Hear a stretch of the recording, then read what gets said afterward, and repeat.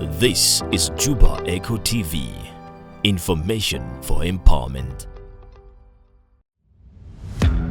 Return to the heart of Africa and embark on a soulful journey. China-Africa Bond is back.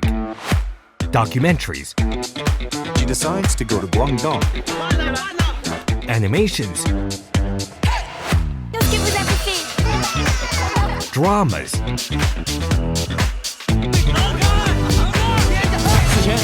Experience a feast for your senses. A timeless emotional bond. The harmony between land and life. A journey where flavors and cultures intertwine. In the warmth of human connections amid the pulse of the city. From villages to cities, from the past to the present, from grasslands to glaciers, there's a story for everyone.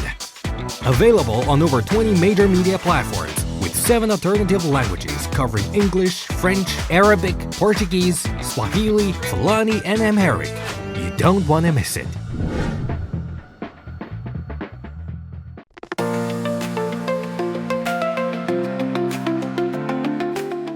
Yo, this is Arabanya Cholio, host for Kilikili Ana Comedy Show, a program that runs every Saturday 7 p.m. at Central African Time and replays every Wednesday Central African Time. Keep it low. Come catch all the fun and experience the exciting performances.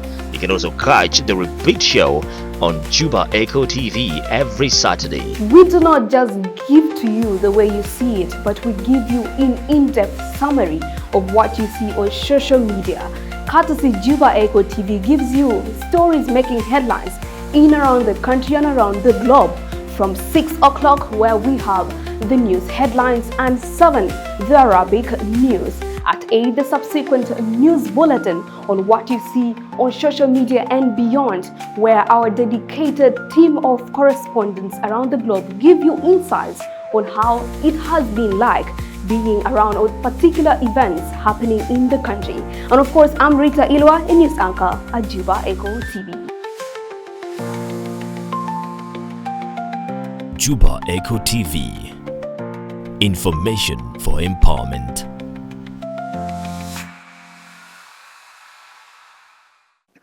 Yes, a very good afternoon to you, the viewers of Juba Echo TV.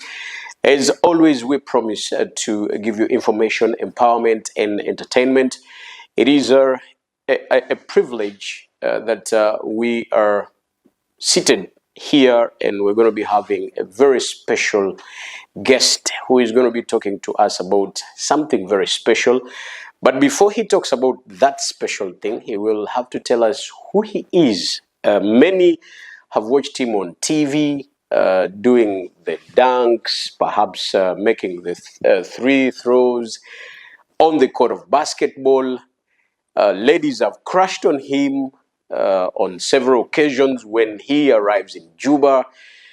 And it becomes so interesting when we sit with the legends who are still living. Many people always believe that legends first have to die, then you give them the title of being legends. But this gentleman who is seated on my right is a legend who is still living because he's made history for this country.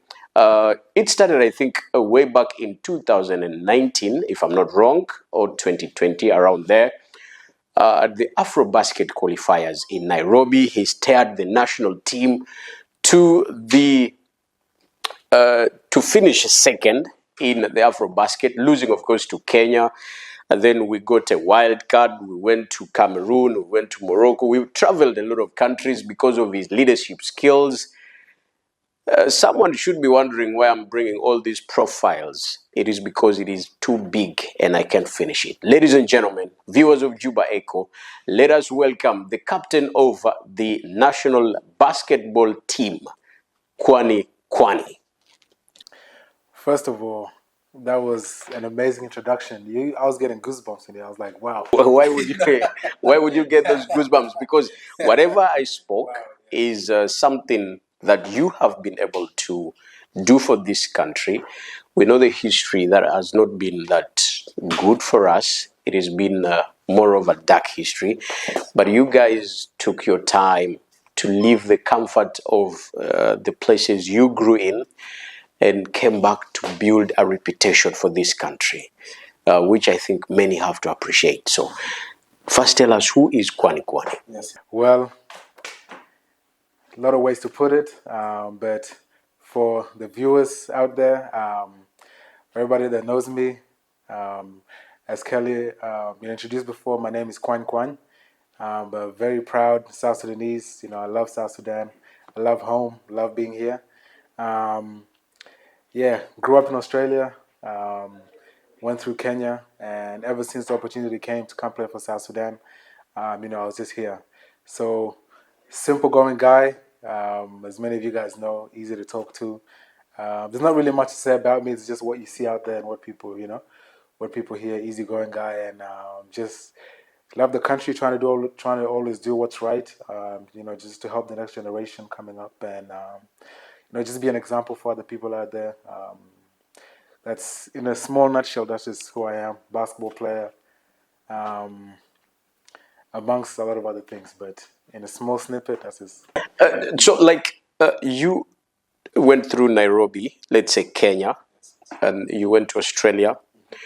You had all the comfort in Australia.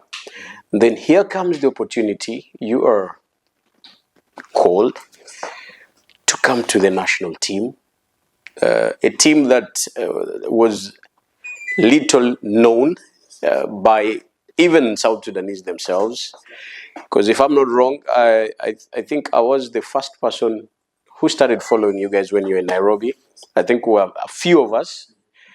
And how did it feel seeing that call from Luol Deng? First of all, seeing the call alone, how did it feel? So I think first of all, just dating back, we used to have a South Sudan national basketball tournament in Australia, and that's one of the first times that Luol Deng came there. For us growing up in Australia, he was in the NBA, and he was like a big star. For a lot of us, whenever he used to come down for those tournaments, you wanted to win because he would be the one to hand out the trophies. So all the winners would be the ones to go, and so that's the first time I met him. I spoke to him there, but we never really stayed in contact after that. So then when the message came, when he messaged me and told me what is about to happen for the national team in Kenya, I was like, I was shocked because I thought he was still focusing on the NBA, still playing over there, but I didn't know that now he's come back to work on basketball in South Sudan. So at the time, I was like, yeah, I gladly accepted, and I said, you know what, if there's somebody like Lou with his expertise and coming in with his background, I'm sure it's going to be something that's well put together, and something that's going to bring in all the top players from around the world to come and compete. So it was exciting. I was definitely looking forward to it, and I literally couldn't wait to come on and put on a South Sudan jersey. Then you guys come to Kenya. You participate in that AfroBasket qualifiers. You lose to Kenya. How did you feel losing to Kenya, a country that perhaps gave you the opportunity to go to Australia, and in front of a few South Sudanese? I remember watching that game. I was actually in the office, and when you guys lost, I've never cried because of a sport event, but that was the first time I showed tears, by the way, when you guys lost, because I watched the performances of the other games, and I knew you would put Kenya to the sword, but unfortunately you lost. How did you feel losing to Kenya in front of a few South Sudanese at that particular time, and playing against a country that gave you the opportunity to go out of Africa? Absolutely. No, that was one of the most emotional games I've ever played in, as you mentioned, because yes, we were neighboring countries, brothers and sisters, pretty much, and I did grow up in Kenya, and so I knew this game was, as much as more game, was a lot more personal in the sense that yes, so a lot of our people that live in that country, and for them to win this game would give them a lot of pride, and something I'd be happy and cheer about, because as much as yes, we're neighboring countries, it's true that there are some countries nearby us that sometimes do look down on us, and I know this is another thing that they can say, that we're better than you guys, we're above you guys, and these are comments that I did hear, And I read some of those on Facebook saying you guys are not as good as us. You guys will never be. So for them, it was going to be like something to be prideful about. And so when we lost that game, we had a lot of fans in there. Everybody around the world tuned in, like you mentioned. And when we lost that game, I just saw. We were devastated to begin with because not only did we lose for our fans, but at that time we knew that we were not going to AfroBasket as well. And meaning it's going to be another 3 or 4 years. We didn't know about the wild card at the time. So we were just like, this thing means so much to us, but the fact that we don't get to play again for our people was really devastating. The best thing about that actually is that disappointment lasted for our crowd, it lasted for a few minutes. Everybody was like, despite the loss, this is one of the most amazing things we've seen. All the South Sudanese people came together. We're very proud of you guys. And everybody came. The stadium was full of people taking photos, trying to ask for autographs. And, they just couldn't believe that, South Sudan was able to put up, in such a short period of time, this kind of a team or competition. So at the time, yeah, it was tough. It took a while to get over. I think until we beat them, that's when I got over it. But at the time, yeah, it was a tough one. And then you get the wild card. You guys, I think, went to Cameroon. Yes. It was Cameroon. You put up a show, and then you come for the second round of the qualifiers, Yes. and you make it to the AfroBasket. You put up a performance at the AfroBasket. I believe it was your first time. You were now coming back home after the AfroBasket, because after the qualifiers, you guys never came back. You never came back. You came after the AfroBasket. How did it feel now coming back home to a huge crowd at the airport, you carrying a flag, and this is a country you left as a child. Now you come back and the crowd is that big. How did it feel, you being back home? First of all, I did not expect it at all that there's going to be that many people. We knew that there were going to be some people receiving us, but we did not know that it was going to be at that magnitude. So when we landed and we saw just everybody outside, we were like, nah, like there's no way this is for us. Yeah, I was like, no way. So when we landed, everybody cheering, dancing, the flag, being received like that, yeah, it was very, very emotional for me. I just didn't know how to take it. Just the love and the affection that everybody showed. Just went to show that they really appreciated what was going on, the image, the narrative was changing the country, and just a few years before that, we did have conflict and a lot of stuff going on in the country, a lot of separation. So seeing everybody together, all the different traditional dances, was really what we wanted in South Sudan, and to see that sport is what brought everybody together, and the fact that we were a part of it was something I never thought would happen. And I remember tearing up at the airport. I just so many emotions, really overwhelming. But yeah, those are the type of things that give you more motivation and more energy to go next round. You're like, okay, I see what this is. Let's do this again. So yeah, I really loved the moment. Really enjoyed it. Then we qualify for the World Cup. Yes. We go to the World Cup. First of all, how did it feel like you from a war-torn country that many didn't know and didn't believe would be where it would be at that particular time? Yes. You are putting on that jersey and getting out of the tunnel at a World Cup. Yes. At the first trial. Yes. Like Lou put it during when you guys came back from the Olympics. At the first trial, you go to AfroBasket, you qualify for the World Cup. How did it feel when you went to the World Cup and getting out of the tunnel, representing this shattered country that many don't believe would do what you guys did? Yeah, first of all, this time the World Cup in itself is a very significant event for sport, because now not only are we just playing against African teams, we're the 5 African teams that are representing the whole continent of Africa, and not only that, we're like the number 1 ranked team in Africa, representing Africa. So there was a lot of weight on our shoulders to go there and perform well. But also just for the first time ever for South Sudan to be there, and us ourselves as players, it was one of those moments where you just take it all in. You just take it all in, and as much as you want to worry about the game, just being there, realizing that you've watched so many of these events before, all the top 34 teams in the world being here playing this, and now you're a part of it. Was just walking out the tunnel, I was just looking around, seeing the fans cheering, the officials, the other teams warming up, and I'm like, wow, like we're actually here. South Sudan is here, and just seeing the flag up there as well was really surreal moment too, because in the short period of time, like a lot of countries have been around and they've never made it here, and for us to be there now. Having a chance to actually beat the teams. We're not just there to participate. We're actually there to compete.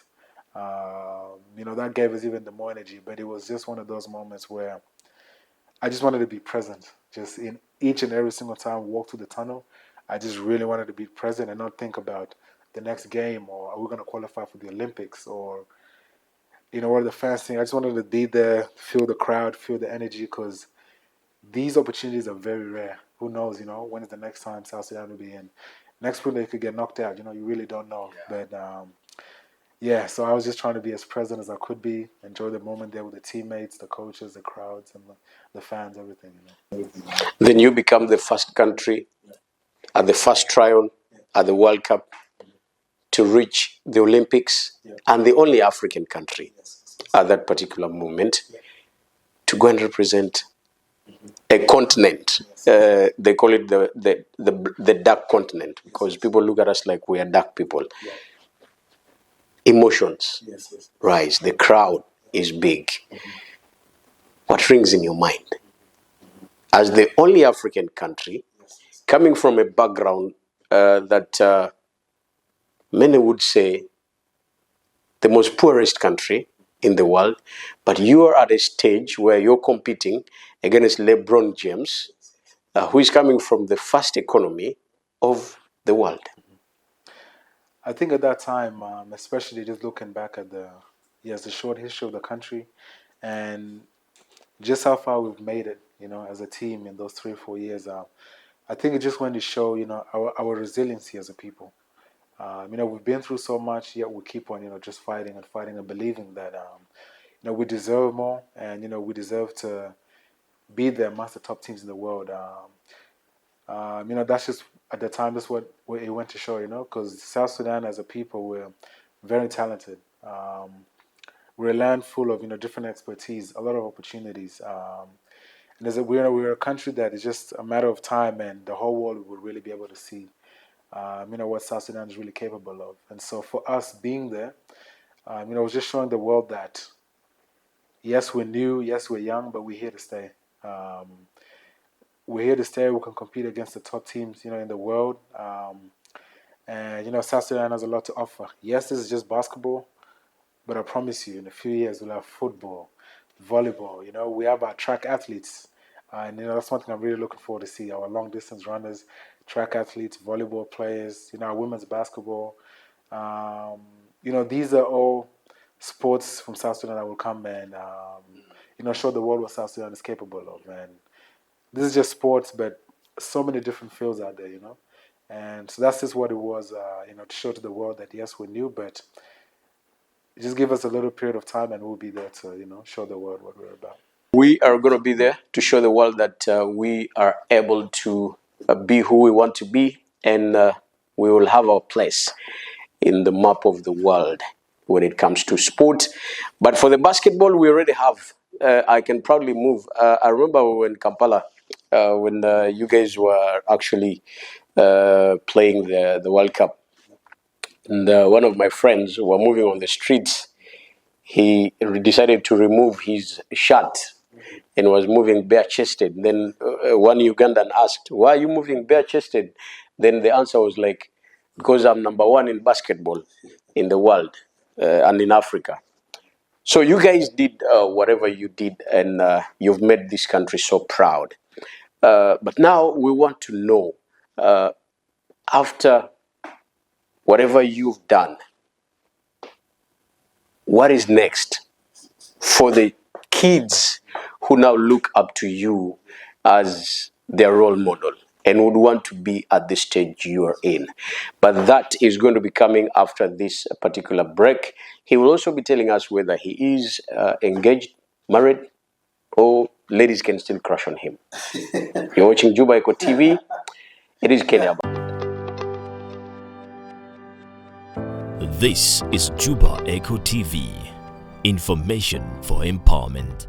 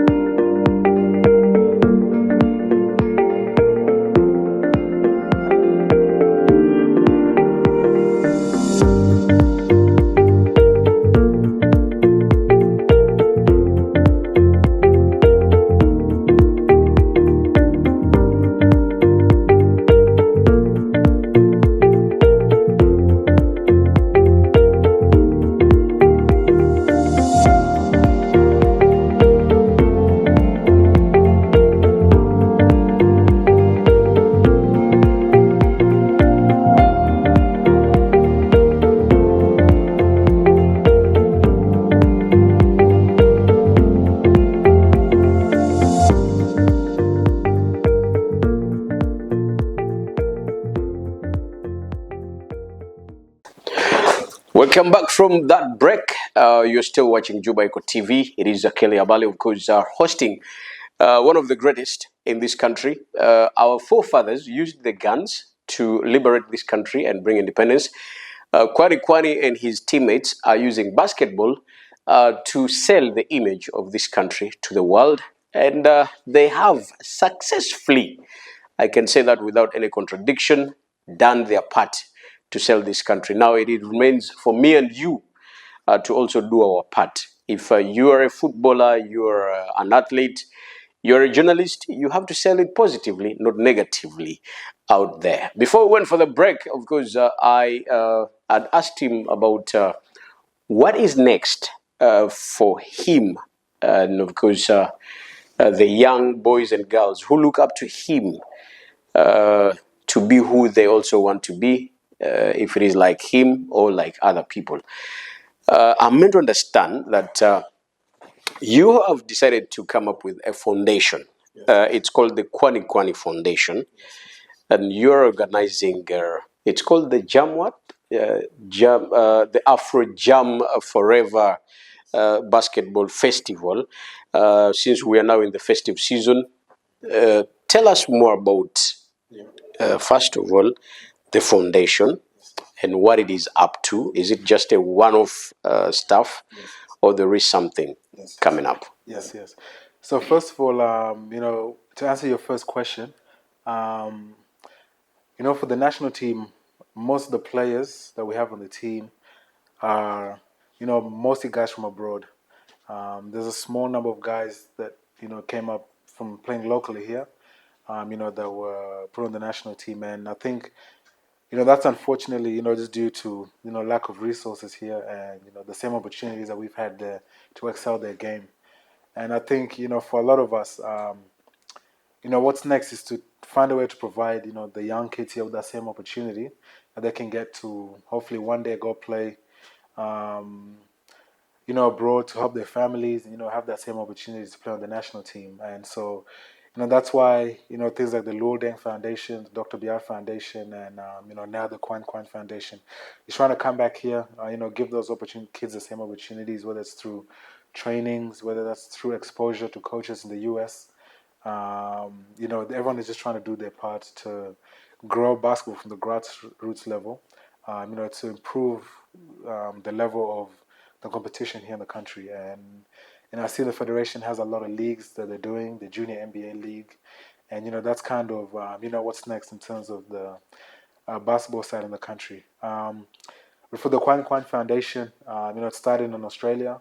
Once I signed my first professional contract in Australia, I wanted to give back to my community there. A lot of us grew up playing basketball. When South Sudanese first went there, basketball wasn't really or sport in itself wasn't really like a focal point for a lot of parents there. They just wanted their kids to go to school, get an education, and they also had a lot of priorities in terms of helping family back home. And so sport there, it cost a lot to get uniforms, pay for shoes, pay for registration, and then for travel, to where you're gonna play. Sometimes this can be thousands of dollars a year. And for our parents, when they first went to Australia, this just wasn't something that was they wanted to do or even show up to games. So a lot of kids that we knew missed out on sport just because they couldn't really afford to go there, or they didn't really have the support from their parents. The Kuany Kuany Foundation pretty much just started because we wanted to give the kids a place for them to come and play, train, for free, where they didn't have to pay or worry about paying registration or having to find shoes and being transported. So that's pretty much where it started. Some of our players, teammates used to come in and train the kids. Free uniforms. We could give them free food, and we try to do it, as much as we could every year if the opportunity presented itself. Sometimes 2-3 times a year if possible. And so that's just where, the Kuany Kuany Foundation started. And then from there, if we could identify some kids that were really good, would help them, get scholarships to go to the US as well, go to Europe. That's kind of what I hope to bring here. And then also with the tournament, like we mentioned, Afro Jam before, to bring something for the people here to play with. So what is going to happen at the tournament? Yes. Specifically, and do you intend to have this foundation be like the Luolden Foundation that nurtures talent? Yes. So first of all, with the tournament, my cousin is here with me today, Deng Chan. We grew up in Australia playing together pretty much since we were young, played in the same teams, played in the streetball tournaments, and he's currently in China coaching and playing there. And he's been a part of a lot of streetball tournaments, still playing to this day. So he's actually the one that came up, with the idea to do the Afro Jam tournament. We've sat down, spoke about it for a while back, saying how can we do this, with a lot of his connections, he was able to help, come up with, the uniforms, the design, a lot of things that we can put this together. So we've worked together for the last few years. And, when he came up with the idea that, let's do this, I was like, okay, you know what? It's something that I've been wanting to do. But since you're here with the same thing, let's definitely do it together. So in Australia, we played a lot of streetball tournaments together, and we've seen how it brings a lot of people together. And there's a lot of talented people that you didn't know were around. But because of this tournament, you identified a lot of talented people, who otherwise you wouldn't have seen, and you built a lot of relationships. The community came together. And in the long run, a lot of players from the national team came from these streetball tournaments, So that's kind of the idea that we have in mind, to bring something like that here, give the people, an opportunity to show their talents, with prizes on the line and just something fun to do to end the year. And then in terms of the foundation, the Luolden Foundation has been doing a great job. I love what they're doing. They've changed a lot of kids' lives. A lot of them have gone over to the States. To name a few, I remember Drew, I remember Mazen. Those were guys that used to come and train with us, the national team, and they're now in the US. And I'm sure there's a lot of kids that, that are still coming. For us, it's just to come in and, help complement that in any ways that we can help. We know that there's so many kids here in South Sudan, and sometimes, the courts might not be enough for them. I remember last time when we came, the courts were so full. And then sometimes not enough for everybody to go there and train, Yes. So in any way that we can just come and, help complement and help put this, push the vision, push the goal. That's what we want to do, because the goal and the vision is ultimately the same, to just help grow basketball in South Sudan. And yeah. You talked about prizes that the winners perhaps are going to be getting. Someone who is watching is going to be asking, what is going to be the prize for me to win if I go and participate in the event, and how many teams are going to be participating? Yep. So right now we currently have 12 men's team and 5 women's team. For a lot of them, the league is not going on right now, so there's no proper competition. So I think one of the main things I can take out of it is the chance to, first of all, play. Play sport, play basketball, and I know, as an athlete myself, just the opportunity to just play and compete is something that you don't need an incentive to go. You just want to play for the sake of competing. But for the prize, we currently, for both men's and women's, so the winners for the men's will get 15 million SSP, and then for the women's they'll also get 15 million SSP. And then for the runners-up, they will get 5 million, and vice versa for the women's, they will get 5 million as well. Okay. All right. You had it right there. I wish I was tall and I can also do this. By now, I would register in a basketball team so that I'm able to be part of the 15, because I've never been, by the way, on a losing team all my life. I'm always on a winning team in football. I am specifically in football. But should I try basketball? Inshallah, tomorrow, 8 a.m. I'll be there. So, as we wind it up, there are these kids who would want to be like Kuany Kuany, who would want to be like Nunio Mot, for example. What would be your message to the kids who aspire to be you, but of course they cannot be exactly you, and also to the authorities, the government specifically? Yeah, so there's so many kids right now, like you mentioned, is that have taken basketball very seriously and really want to use it as a way to change their lives and go out there and play. My message to them is to always that player that you look up to, that athlete, the pathway that you want to follow. There's a lot of intricacies involved. You really have to do your work, do your homework, and see what it is that you need to do to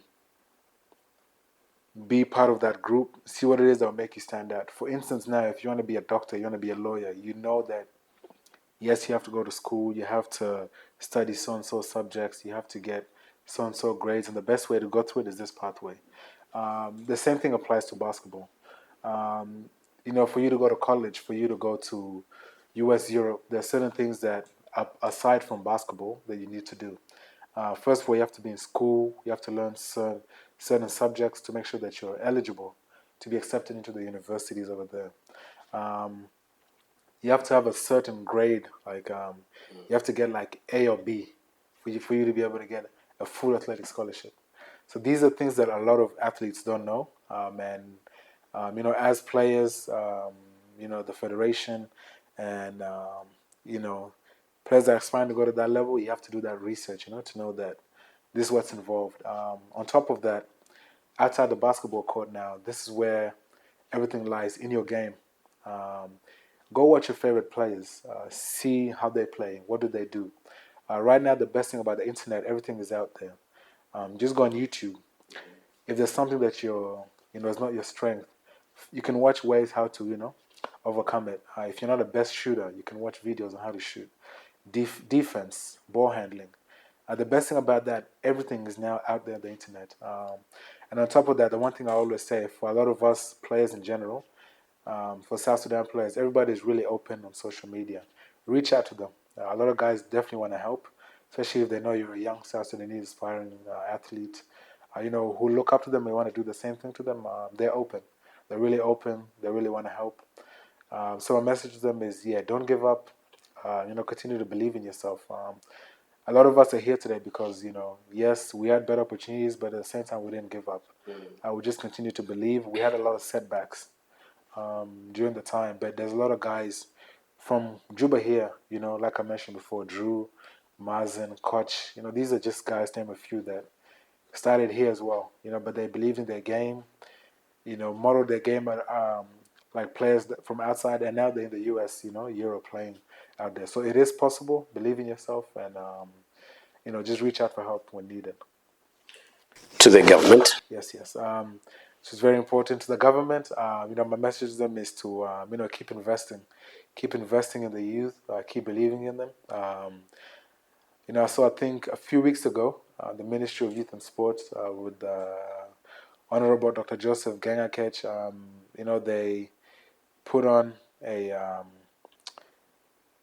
sports fund, sports conference. Yes, where there was a lot of ministers, people from the diaspora came in and spoke. I even saw Lowell came in and spoke about it. These are the things that we want to see. Sports conference and just trying to find ways, on how we can improve sports in general in South Sudan. And I heard a lot of great things about it. The outcome from that, there was a sports fund that was that Dr. Joseph spoke about, where they'll be able to divert funds there, and all the sports ministries, in the different states can apply for funds there if they want to do a project, if they want to, hold certain sporting events, which is exactly, what we really want to see. So for the government, we just appeal to them to, keep investing in the sports, and if you can donate to the sports fund, because, it will really show the youth that you guys are behind them, and it will show, that the country's together. So my message to the government is, keep being behind them, keep supporting, and keep doing what it is you have to do to show the youth that you're there for them. All right, you have to show the youth that you are there for them, because when you leave, it is the youth who will take over the charge of this country. So to the government, you've heard it clearly. For these young men and women who left this country with no hope, have returned home with a lot of hope, and they believe that you, as the ones in charge of the country, can put the hope in the young boys and girls within the country to reach their levels. It has been a great pleasure to have hosted the captain of the national basketball team. And we say everything has its own time. Even the best dancer leaves the stage. The best food can also be eaten and gets done on the plate. It is time for us to get out of the studios, and we say thank you so much for watching Juba Echo TV. I remain yours, Kelly Abale. Bye-bye.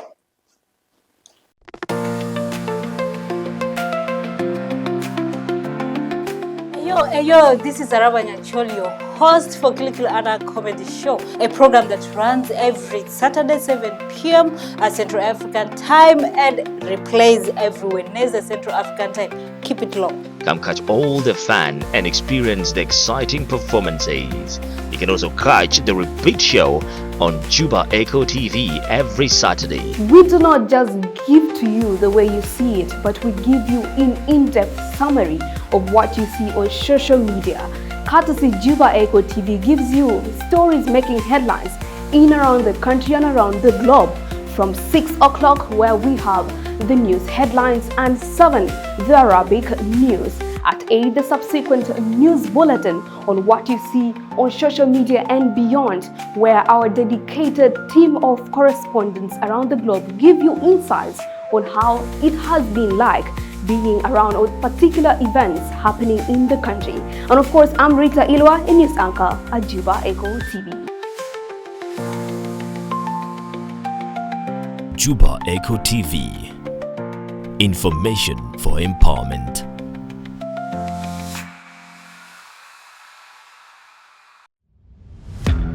Return to the heart of Africa and embark on a soulful journey. China-Africa Bond is back. Documentaries. She decides to go to Guangdong. Animations. Just give us everything. Dramas.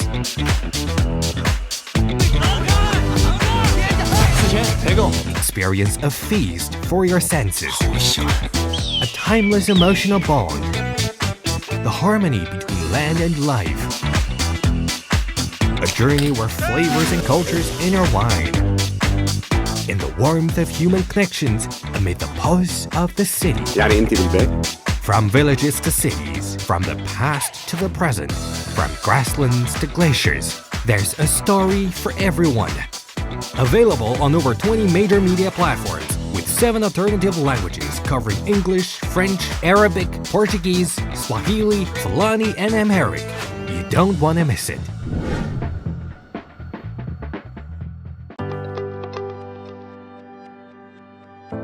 This is Juba Echo TV.